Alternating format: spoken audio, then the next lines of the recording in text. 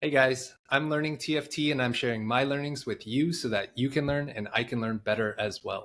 I'm excited to have another Pro Chat episode, this time with Bopster, who is a two-time Tier 1 Pro Circuit player, set 15, and this next set 16. He's also been at two Worlds appearances, set 14 and set 12.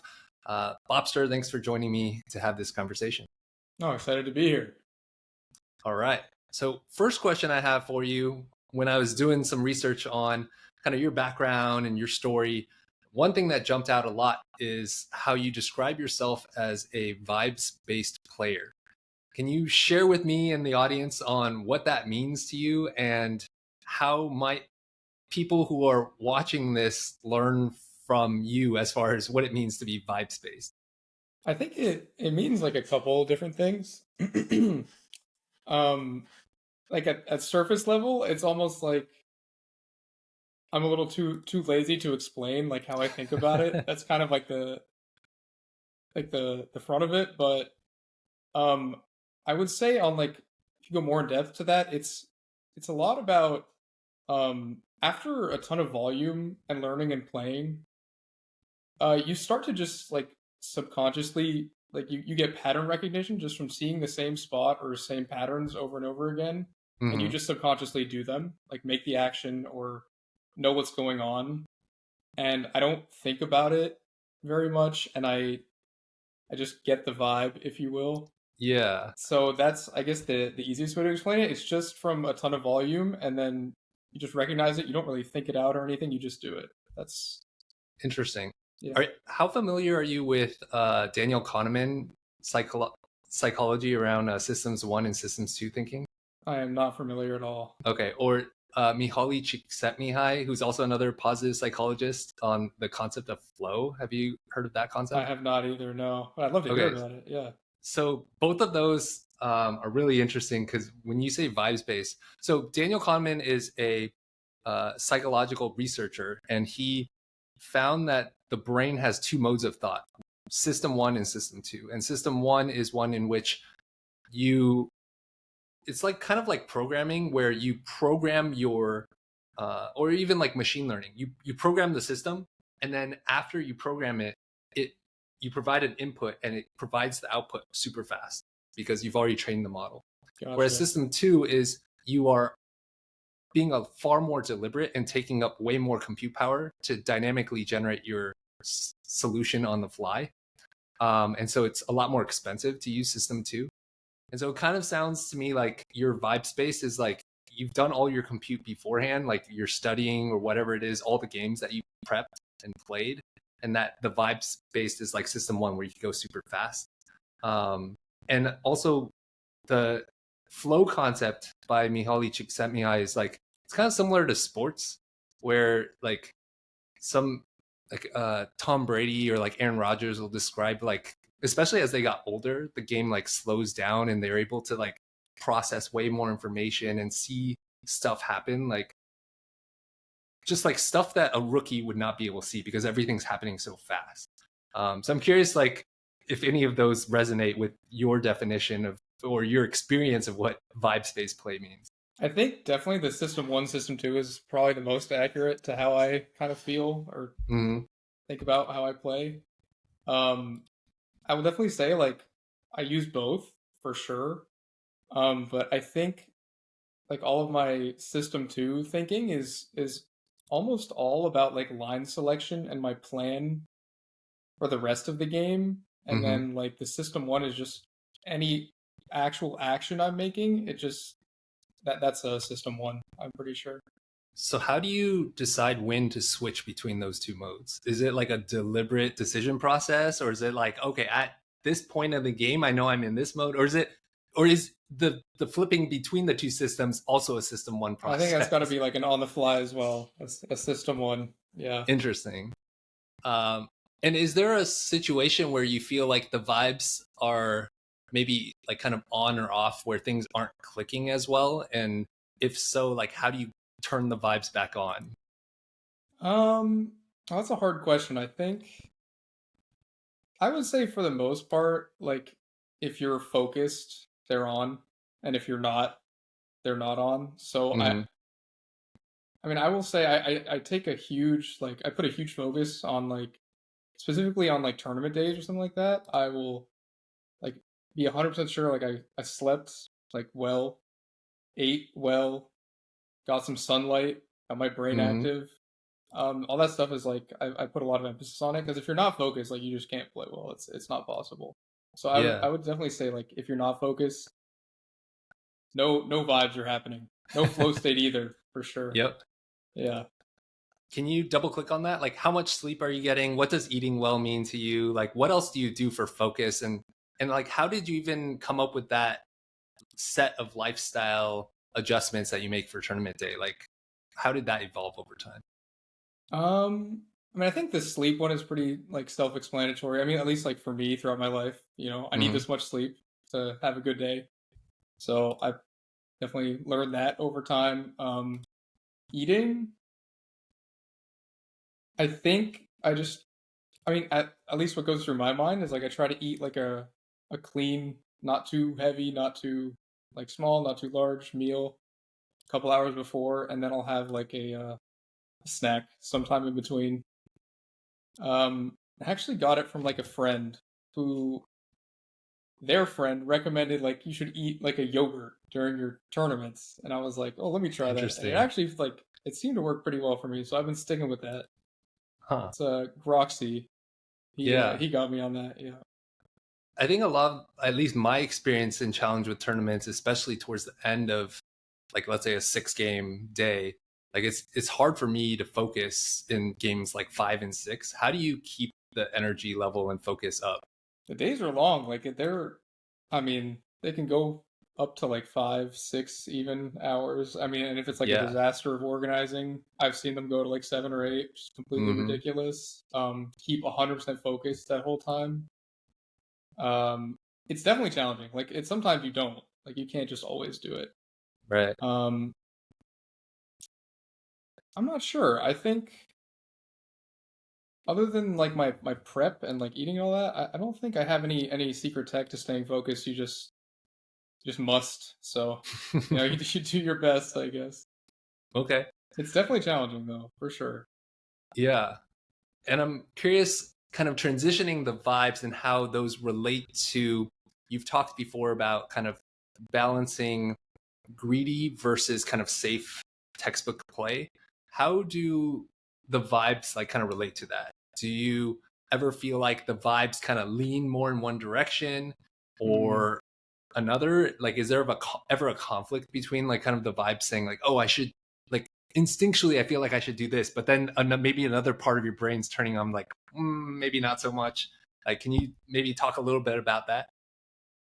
I think yeah, and if you catch me like on ladder, like I will definitely the vibes will be saying to greed no matter what. Um, you definitely have to like take a step back if there's stakes on the line in the game. So Mm-hmm. like focus up. I think I mean anyone who's played a lot of TFT games has definitely been in that spot like many times. Like, can I sit here? Can I read? Can I not? Um, and if I think I will usually use like full focus or like system two, if you will, thinking for those kinds of things because it's like really important and affects your game a lot. Yeah. Um, but if there's like a lot of actions you have to do for some reason, like maybe it's like a 4-2, and then you don't know if you should stop rolling or not, like that would definitely be like the vibe. Yeah. Mm. And how do you kind of define greedy versus safe play, and to what extent maybe have you deliberately practiced certain between those like different styles of play, and and I guess related to that, how do you know when it's time to switch between greed versus safe play? Yeah, I think it's not as complicated as it might sound. I think for sure, like, if your spot is good, you can do greedy stuff. Like maybe something I might consider greedy is like a 4-5 even, which is not maybe the best example, but that's just the first Mm-hmm. one that came to mind for some reason. Like you're kind of rich enough to 4-2, but you have the HP to spare, so you'll quote unquote be greedy, even though it might just be correct. Um, that's another thing I'll talk about more after this, but I think it's definitely super hard to define. I don't know in words. I think just in general, like just sitting and not spending your gold is just like the greedy part, and then spending your gold might be the more responsible action, if you will. Mm-hmm. But I've definitely experimented a lot with it, especially in scrims, which is kind of like bad. But I'll always try like a fast nine or whatever. I don't really, there's legit zero stakes, except Right. for my like image. Oh, that guy averaged a 7 for 3 days in a row, which happened like a few tournaments ago for scrims. Um, I don't really care too much as long as I keep getting invited. Right. Hopefully they don't catch on too quick. Yeah. Do you feel like you lean in one direction more than the other, or maybe have you oscillated like over time? And like, if so, where do you think you are in that? Like, I've definitely oscillated. Um, yeah. I think something that like stands out to me in terms of that is my set 14 regionals, the one that I won. Mm-hmm. Um, I had zero greed. I was sitting there. I don't know if you remember the set, but it was like the 4 marksman, 4 vanguard Yep. line was like some like relatively safe top four, but it legit couldn't win.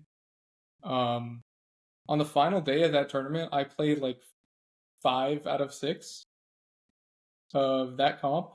Yeah. So that's like, I guess, another degree of like greed or like not greed. It's kind of like the I'll sit here and bunker down and play my solid line because I know it's open and I know the players in the lobby. Mm-hmm. Um, versus like sitting there and opening on stage two and then just praying. You know, Right.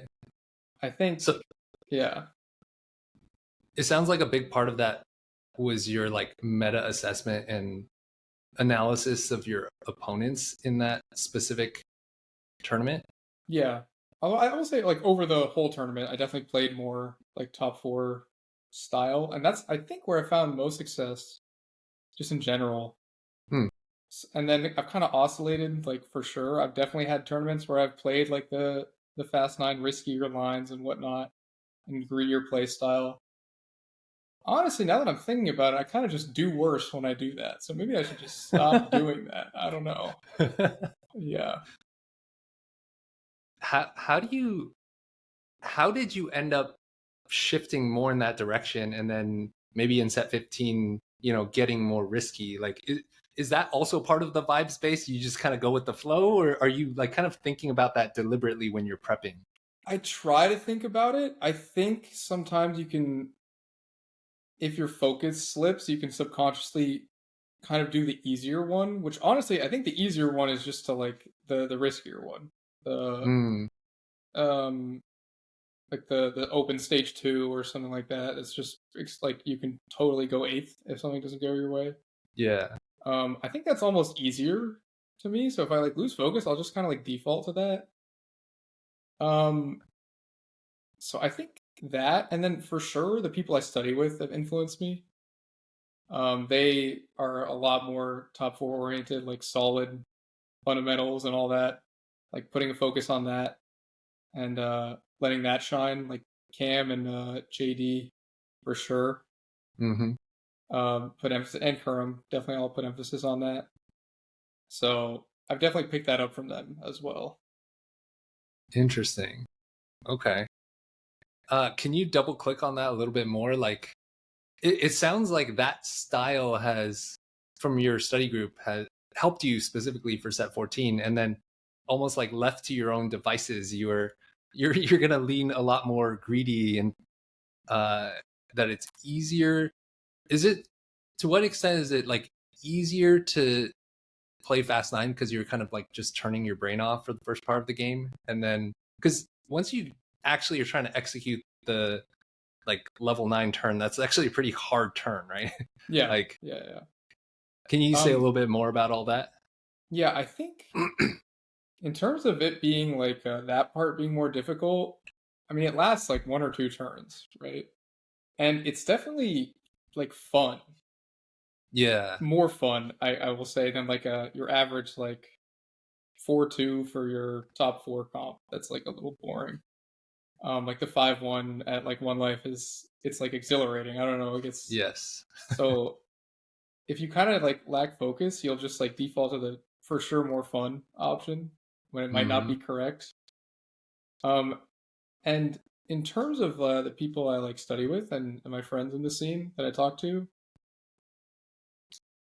honestly, like I mean, the way you try to think about it, just like anyone should try to think about it, is like not like whether it's my style or like my opinion or whatever about the game. It's like there is a one correct thing to do, and you better find the correct thing to do. And then I guess over time we often just come to the conclusion that the less risky play is the correct thing to do. So Mm. yeah, And so it takes a lot more discipline to do the correct thing, absolutely, yeah. especially when the incorrect thing seems more fun and gets your blood pumping, gets your dopamine hits. How did you make the transition from doing the more fun, easy thing to like, okay, I'm gonna focus and I'm more disciplined? Because I think it's easier said than done, right? Like when you're That's in the true. moment. Yeah. I think when the stakes are like high and you're like very invested, because I think that's the case for almost every single like tier 1 player and even like many tier 2 players. Hmm. You spend so much time playing that like you're invested and the stakes are high, so like you must do whatever's best to get Mm. results. And if you come to the conclusion that that's what's best, like you just got to force yourself to do it. There's no, you can't, yeah, can't let the voices take over, if you will. Yeah, Okay. And on the subject of like taking it seriously and doing what needs to be done, the other big thing that you kind of mention in some of your interviews is line selection being one of the key things that really just like has defined your gameplay. Um, I'm curious how your strategic thinking around line selection has evolved as you've improved as a player. So, like, let's say, earlier on when you were playing in many of the early sets that you played versus when you started really hitting your stride in competitive set 12, set 14 to where you are now, how has your thinking around line selection changed over time? yeah. I mean, I was definitely worse at it before. I think I'm still improving, and I Hmm. in my prep for sure, I put ton of emphasis on it. Because I mean, to me, if you pick the wrong line, you go eighth. Like that's just that's my opinion of the game. Hmm. If everyone's playing at a high level in the lobby, then you pick the wrong line, you're done. You're dead. Um, I think it hasn't evolved too much how I think about it, just whether I'm like right or wrong. Has and it's definitely like complicated because it's patch dependent, right? Like Hmm. there are this list of comps that are viable this patch. Um, and then like if the game was perfectly balanced, it would actually be like very easy to pick your line because you'd see your units and you'd see your items and it'd be relatively clear. This is what's available to me and this is what I should angle. These like the options I can angle, or I can keep two things open or one thing open, whatever. But because it's not balanced, like you have to kind of weigh the strength versus the spot and like how difficult it would be, and it gets like very complex, I'd say. Hmm. So just putting a ton of like focus into that, I think will like set you apart just as a player in general. Yeah. How do you think about like when you're prepping line selection? How deliberate are you in your study process to having, like, for example, when I look at some top players, like Marcel, for example, like he has like a full Google Doc for each line with like, okay, opener, high roll opener, mid, like low roll opener, like nuanced branch factors, like how deliberate are you versus like, okay, it's more instinctual and vibes based, like in your prep for line Yeah, I selection? think like I'm somewhat deliberate, although like that's just Marcel is like NA's hardest worker. Like I'm not making any docs like that. Um, I have written notes, like maybe like a paragraph of like how I think about like 2-1 like that. Hmm. Here are the lines, and um, I don't do that for every tournament. A prep doc like that or anything. Um, it's definitely vibes based, but I will say like 80% of review, maybe like 70 or just a large chunk is let's look at the 2-1. And then honestly, whatever like the rest of what happened in this game is not important. Let's just look at the 2-1 and go on to the next game. Mm. Because we like if you have a group of like more than honestly 2 people, you don't have time to just sit there and like go through every game in depth because it might take like up to an hour for a single game if you're Yeah. really, really, really diving in like execution and stuff like that. And that's like sometimes the right thing to do, but say like a huge, huge chunk, if not the majority, is like let's look at the 2-1. Was the line selection right and why? And if the like if it was right, like different augment, whatever, because I mean that's just like the start of your game is it decides the end of your game. So I mean, like honestly, maybe like 75% is just that I think. Hmm.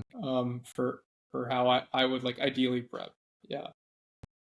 What percentage of games, maybe in the past, would you say you should have your line basically decided at 2-1? What percentage of games do you think that applies to? And to what extent do you feel like that's still true in set 16? Because some of Hmm. the variables maybe have changed. Yeah. It might change. Honestly, I can't tell now because Yeah. you can absolutely get away with keeping like a super flexible and open like style right now. But as the meta gets solved, like that's just not true. Hmm. Um, I honestly think it won't be true. I think your lines will still be decided on 2-1. TFT's been like that for a while now. I mean, Yeah. honestly, the whole time since I started being like competing, it's been like that. Um, So is it I, like 95% of games like yeah, decided at 2-1? for You sure. like your line should be known. I like 90, like 85, 90. Yeah, yeah. It's Okay. a huge chunk. Yeah. Hmm. Um, it's like unfortunate, but kind of accepted it, and I still have fun like around that. So Yeah. it is what it is. Um, yeah. Okay. And double clicking also a little bit more on line selection. What do you see as the biggest difference in how maybe a high challenger player approaches line selection versus a low challenger player versus maybe a masters or GM player? And how do people that are watching this kind of move up the ladder in how they think about line selection? I think for I guess starting at like a master tier player, you might not be comfortable. I think is like a huge thing I've seen with like students I've had before. It's Hmm. like if you've never played a line, you like won't recognize it, or even if you do, you won't want to play it just subconsciously because you're not comfortable playing it. You have no idea what's Hmm. going on. Like you're gonna be looking at tactics.tools on the side monitor and freaking out and like checking stats every 2 seconds. It's like stressful and it's difficult. So that can definitely be an influence if you're not like familiar and comfortable with every single line, then your line selection is incorrect. Hmm. And I think that's honestly probably the case for most grandmaster players too. But like once you get up to like low challenger, I would say like let's say they have all that. Um, what I would assume sets them apart, I'm not sure because I'm not in the heads of like many of these people, and I actually like I've never coached someone in that like specific spot. Or maybe Where they're even like, when you were working your way up through that yeah, like I kind of think phase. honestly, it's just being correct more often. It's not a exciting or like in-depth answer, but like Hmm. if you have better results, you're just right more often. So I wish there was a cooler or better answer to give, but Okay. I think that's my conclusion. Yeah. Gotcha. And so like zooming out, you kind of mentioned that these are two really big facets of your gameplay. One is like kind of optimizing the greed versus kind of the safe textbook play. And then two is line selection. And I'm curious, like how would you grade yourself in those two? How are you still evolving at those two? And specifically in relation to your goal that you've stated to win, regionals, to be able to go win worlds. You've been there twice. What do you think is the gap between where you're at now and being able to like win worlds? Or do you think it's just variance? I mean, variance is a part of it, but like I'm not like I'm like a perfect player, robot, or anything. Mm-hmm. I mean, the way I think about it is I think I'm a strong player and I could win if like I got crazy solid variance like right now. But like the only thing I can do is like I must improve as fast as possible 24/7. That is I think the only thing that's actually like the only mindset that's going to be beneficial is that Mm-hmm. because even if I'm like think I'm the strongest player right now and I'm the best at all those facets, like every single person like player is still like learning and growing. None of them are like stagnant, so you must like stay ahead if you think you are ahead, and you must like you know as fast as you can just improve permanently. Yeah. Yeah. So tell me more about staying ahead and always be learning. Like, how much of your time spent on TFT would you say is deliberately studying slash learning versus playing the game? Or do you maybe not see a distinction between the two? And I I guess more definitely see a generally, it's like, distinction, but yeah, go ahead. yeah, I think I playing is probably like 70% of it. Because Mm-hmm. I don't VOD review every single game that I play. But I kind of like go over it in my head sometimes if it's like a pretty simple conclusion, like this is what happened in this game. Like I know because I was there, right? And if I don't think there's any huge learning or anything too confusing, I won't really peek at it. And then like maybe 30% I'll like look at, and then maybe Mm-hmm. like 10% I'll go like super in depth if it was like there were a ton of like interesting and confusing decisions to make. Um, I think a lot of it is just spent playing. I think there's at least for me, what's worked for me is a lot of value in just having reps, like I talked about in the very beginning. Mm-hmm. So you can see like I know this pattern, like I've seen this before. This is what I'm going to click, or this is I'm going to roll now, or something like that. So that's how I find a lot of value, I think. And then talking to people, I think is also like super important for me. Mm-hmm. They're honestly like people I study with are smarter than me. I don't think I'm like crazy intelligent or talented or anything like that. I think I just found a system that works very well for me. Mm-hmm. Um, and I've been able to focus and put it to use pretty well. But they're like the people I study with are for sure smarter than me. So like I talk to them. That's that's my best prep, honestly.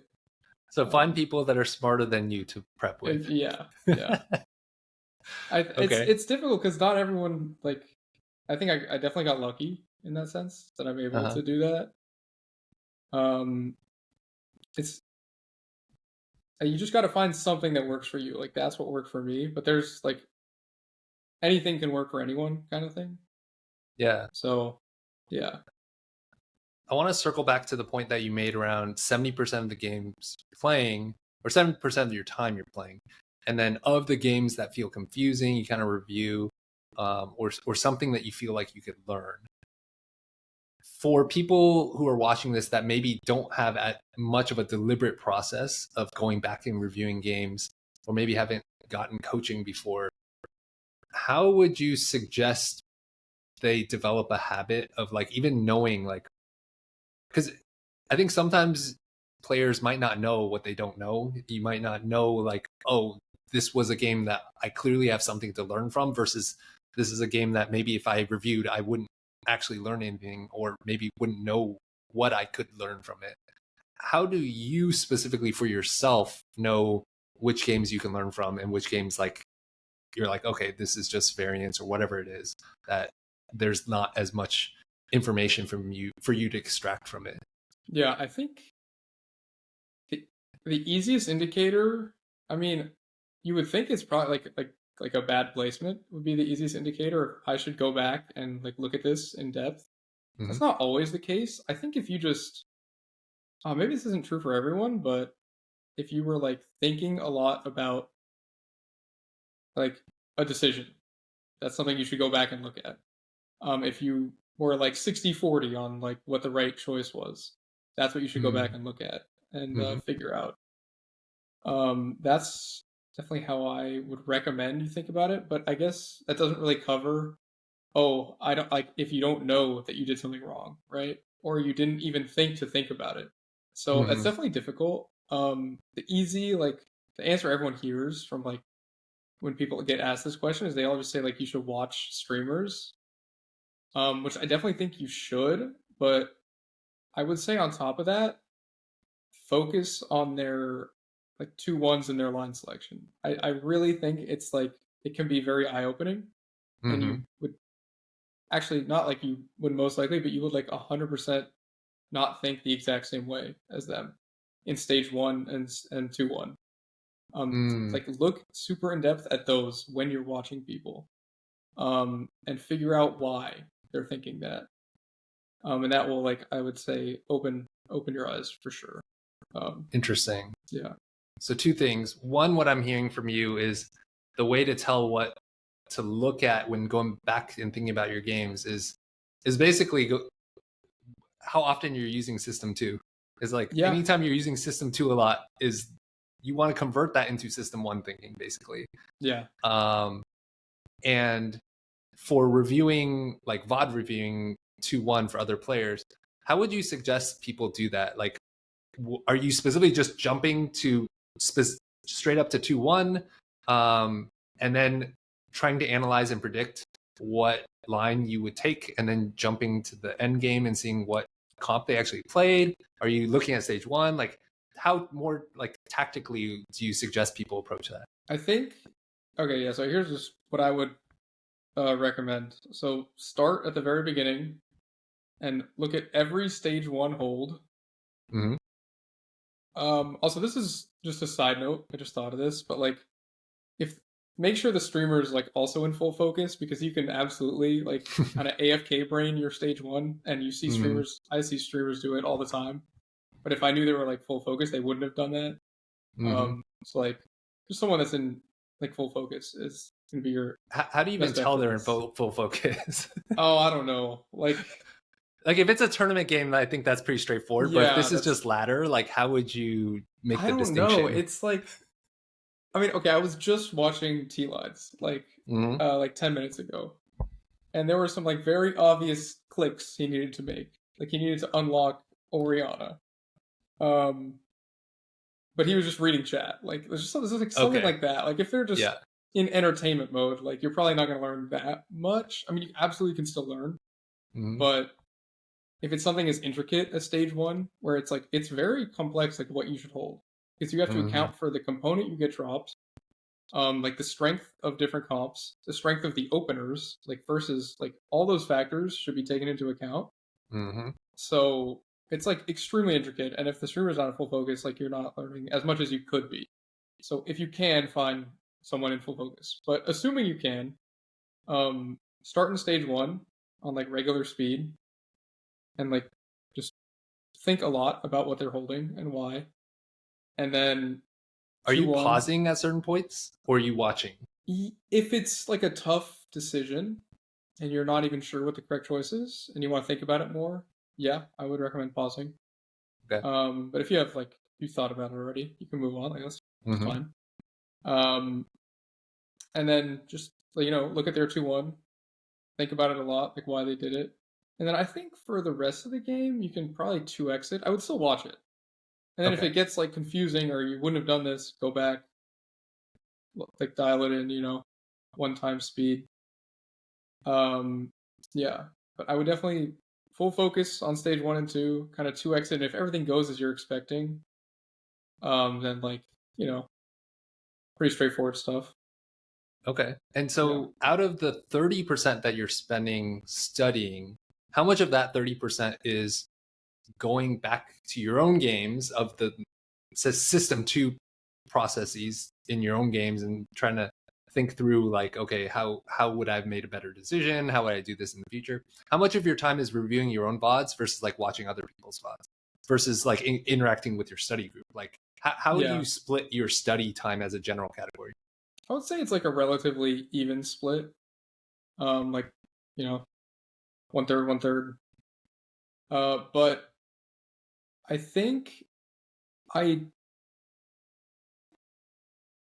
I was gonna say I think I'd rather like look at every single one of my like if there's a tournament coming up, I will watch all of my like we'll all watch each other's like VODs. So I'm never like alone really watching my VODs if there's a tournament coming up. If there's not, Hmm. then I'll get it alone. But um because we're all spending all our time on that up like leading up to a tournament.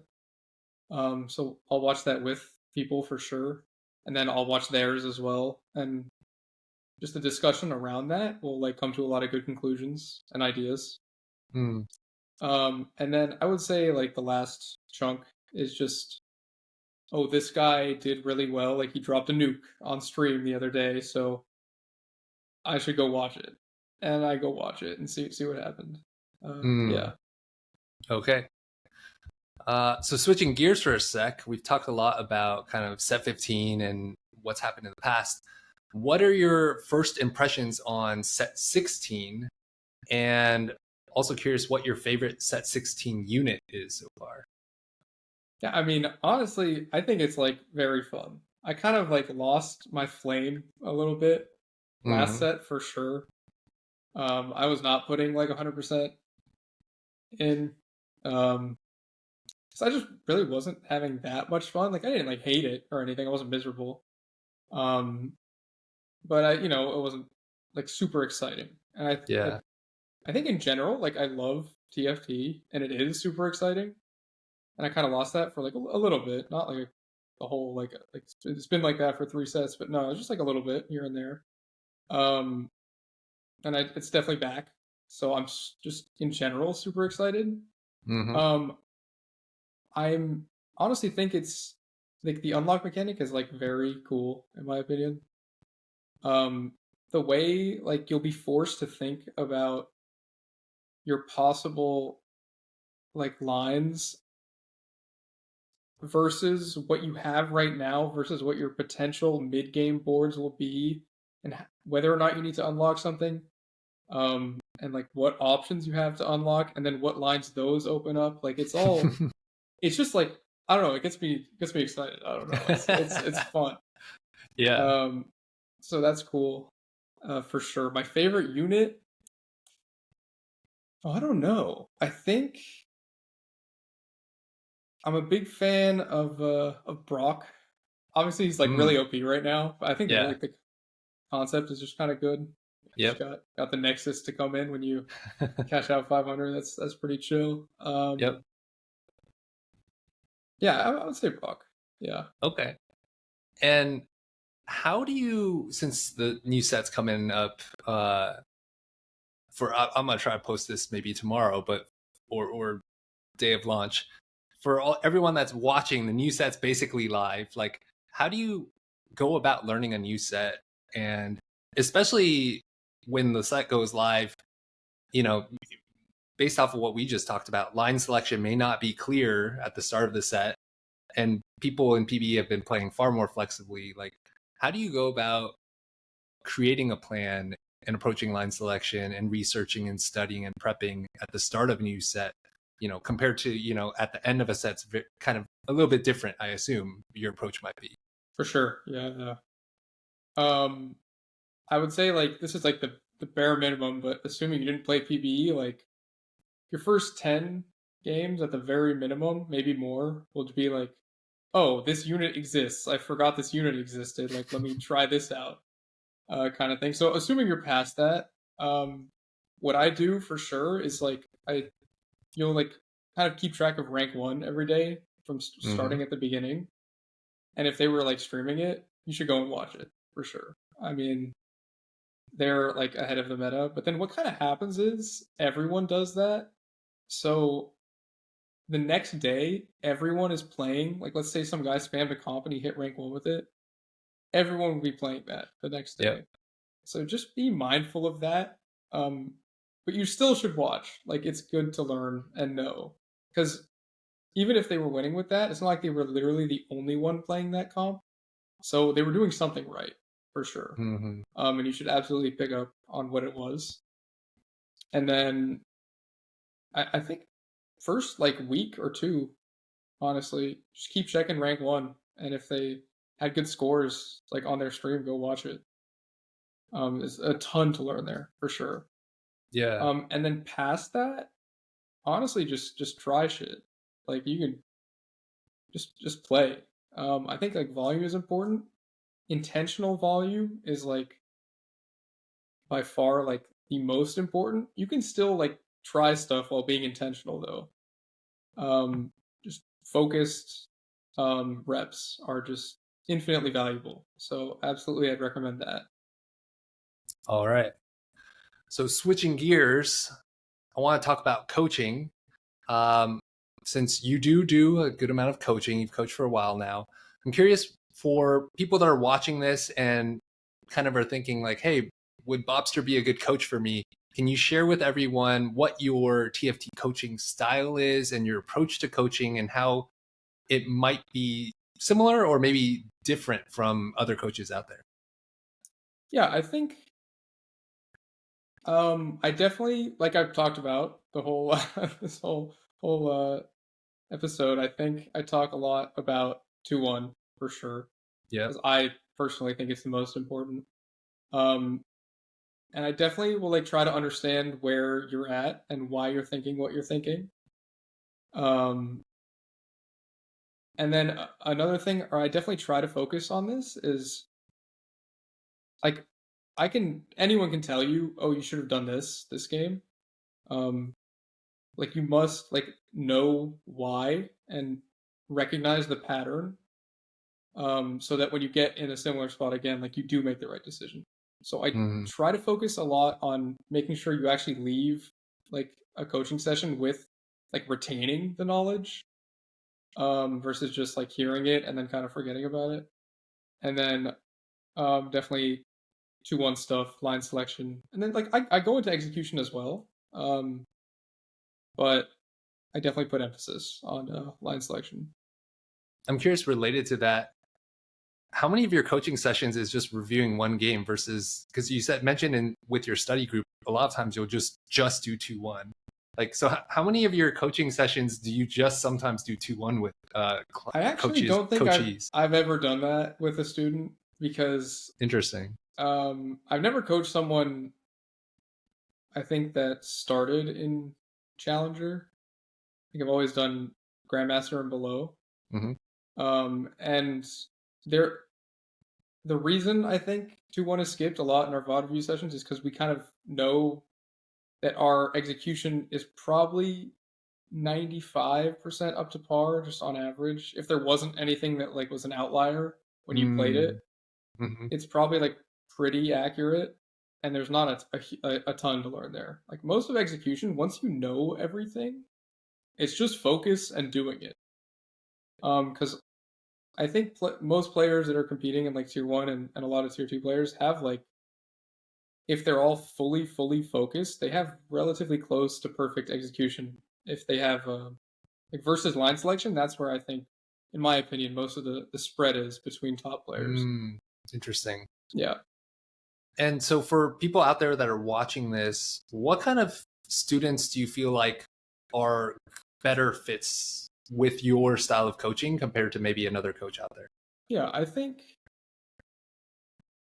I've had the most success with. I guess just honestly, I've had the most volume with it too. But just masters players who want to maybe either try to start competing or maybe actually I've never coached someone who's like already competing, but I think they could be successful. Like I think I'm honestly excel in tournaments in general versus like Mm-hmm. ladder. I'm not like a perma rank one. Like I've hit it before, but I'm not like perma rank one every set or anything. Um, so I think yeah, masters players and up who are trying to hit challenger for the first time maybe, or trying to start competing, or people who are already competing. Honestly, I think I have a some good value to bring there too. So yeah. Yeah. I mean, from our conversation, it sounds like a lot of the value you can bring is the 2-1 stuff, which if a player has more of the execution stuff solved, like it might be an edge that you can have over other coaches. Yeah, honestly, out maybe there. I should try to start coaching like only like challenger players. But no, I think I can bring value to pretty much anyone. I think I have an easy to follow understanding of the game. Mm-hmm. So yeah, I don't know. I think I'm a good coach. Yeah. All right. And so for those people out there who, heard your coaching spiel and are interested in reaching out to you for coaching, what's the best way for them to do that? I think the best is definitely a DM on Discord, or honestly, any way you can reach me. Twitter is fine. I think Discord is probably the easiest though. You can Mm-hmm. find me on Discord and DM me. Just Discord at Bopster. Just Bobster, yep.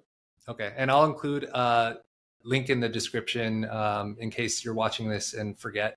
Take a look at that. And I think that's everything I have for you, Bobster. Are there any shout outs that you want to make before we wrap things up? Oh, nothing specific. Shout out Set 16. Excited for that. Yep.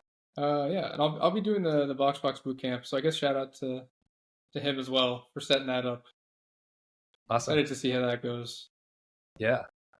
All right. Well, thank you again, Bobster. This was super insightful for me. I learned a lot in the process. I might actually reach out to you to maybe do some coaching, and maybe we can even post something on YouTube to recruit other challenger players, because I do think there's an edge there if you've only been coaching Masters players or GM players so far. So I think that could be interesting. I am down, absolutely.